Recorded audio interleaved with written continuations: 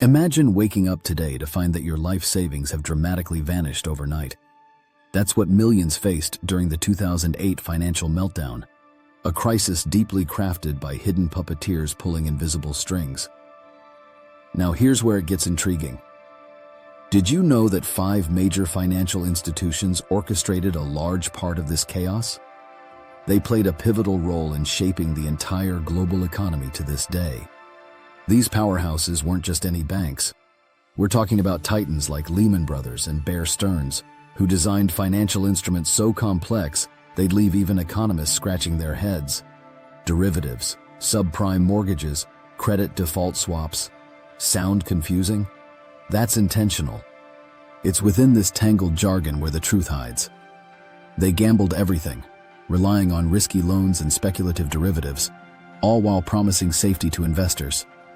When the truth hit, panic spread faster than wildfire, and the world watched as these giants crumbled, triggering a domino effect. But who were the individuals behind these decisions? A select group of executives, leveraging loopholes, driven by greed and desperation, wielded more power than governments themselves. This is not just about numbers, it's a story about ambition gone too far, with consequences that shook the world to its core. So, who were these financial architects wielding unchecked power? Think of Dick Gould, known as the Gorilla of Wall Street, the head honcho at Lehman Brothers. He aggressively pursued profits through mortgage-backed securities, believing he was building indestructible wealth. Then there's Jimmy Kane of Bear Stearns, who even as his empire teetered, seemed more interested in his bridge games than addressing the tumbling tower. But it wasn't just them. Imagine an interconnected web where high-stakes gambles were fueled by ratings agencies bestowing top grades on toxic investments. They're the invisible accomplices in this tale. Firms like Moody's and Standard & Poor's convinced everyone that these were safe havens, fueling the greed that blinded judgment. Why? Conflict of interest. They got paid by the very firms they rated. Sketchy, right? Then we have the regulators who should have been the watchdogs but were more like sleeping guard dogs. Thanks to lobbying, deregulation had left gaping holes in the system's safety nets. Glass-Steagall, the safeguard against such excesses, was history, bulldozed by coalition pressures. So, what happens when greed, power, and flawed systems collide? A massive collapse with repercussions echoing through time, leading to questions about accountability, ethics, and how we can prevent such a disaster from rewriting history again. This saga isn't just a tale of high-flying executives, but also of cunning maneuvers behind closed doors. Take, for instance, the infamous case of Goldman Sachs. While they appeared caught in the same storm, records later revealed they had cleverly bet against the very markets they helped inflate. This strategic pivot not only cushioned their fall but propelled them to post-crisis success. But isn't it bizarre that almost no one faced legal repercussions for these catastrophic decisions? The term "too big to fail" became the mantra, shielding these giants from the fallout they precipitated. Governments, fearing wider economic collapse, bailed them out while ordinary citizens footed the bill. Meanwhile, at the heart of Wall Street, bonuses flowed uninterrupted, as if untouched by the world's chaos. It's essential to recognize how these events crafted today's economic landscape. The shockwaves transformed regulations. Policies like Dodd-Frank emerged, aiming to strengthen oversight and transparency. Yet critics argue, are they enough?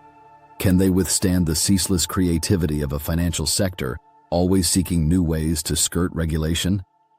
Moreover, reflect on our role as informed citizens. Could awareness and demand for accountability prepare us better for future economic challenges? Perhaps the lessons lie not just in financial reform, but in ensuring collective vigilance, demanding integrity and responsibility from those orchestrating the next tunes of our economic future. Let's zoom in on a revealing case study. Iceland, a nation that experienced its own dramatic financial collapse in 2008, but emerged with a different lesson. Unlike Wall Street, Iceland took an aggressive stance. Its banks failed, and their executives faced trials. This small Nordic country illustrated that accountability didn't mean absolute chaos. It meant rebuilding trust from the ground up. Now contrast this with the US, where despite legislative efforts, the financial sector continues to influence policy.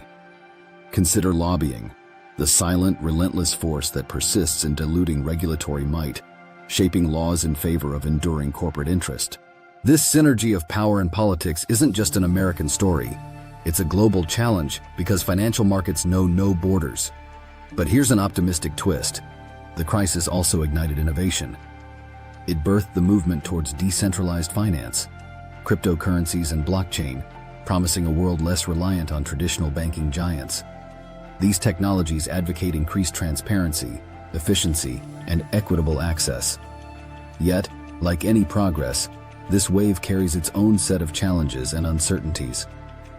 So what's the takeaway? As we navigate this post-crisis world, there's a clear mandate for collective engagement in shaping our financial systems. Whether through education, advocacy, or innovation, it's in our hands to demand accountability and foster resilience, ensuring the lessons of 2008 fuel a future where financial stability isn't just a hope, but a reality. In the aftermath of 2008, there's the undeniable power of public consciousness to shape change. Occupy Wall Street was just the beginning, a grassroots movement rising to say, "We are watching, we hold you accountable." This sentiment echoes within the fabric of new financial landscapes, being woven by socially conscious investors and businesses prioritizing sustainability. But here's a compelling layer: education as empowerment. Financial literacy has gained momentum, with communities across the globe advocating for knowledge that demystifies the complexities of economics. Understanding how money flows and the impact of financial decisions equips individuals to make informed choices that safeguard their futures. Meanwhile, alternative lending platforms like peer-to-peer and microloans offer a lifeline to those traditionally overlooked by mainstream banks, redistributing economic equity. We're witnessing a shift where financial democratization is driving growth in previously marginalized sectors, fostering innovation where it's desperately needed. The narrative of 2008 isn't just a story of collapse, it's also one of awakening.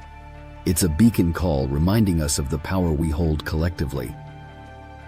When the forces of industry, governance, and society converge, they illuminate pathways where accountability and integrity aren't just ideals, but standards.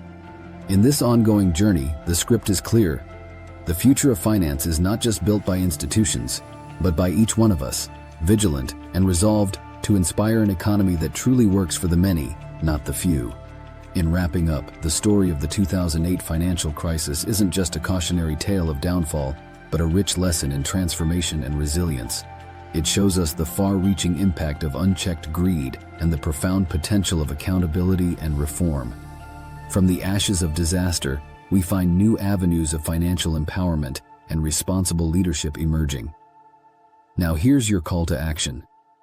If you believe in shaping a future where the economy serves everyone, start by educating yourself and others about financial literacy. Insist on transparency and accountability in your community and support policies that aim for equity. Your voice and decisions are pivotal in crafting a stable, inclusive financial future. Remember, the power to shape change doesn't just lie in the hands of a few on Wall Street. It's with each one of us, determined to keep the lessons of 2008 alive in our efforts to foster a world where finance truly serves. Stay engaged, stay informed, and ensure that this story continues to inspire action and transformation for years to come.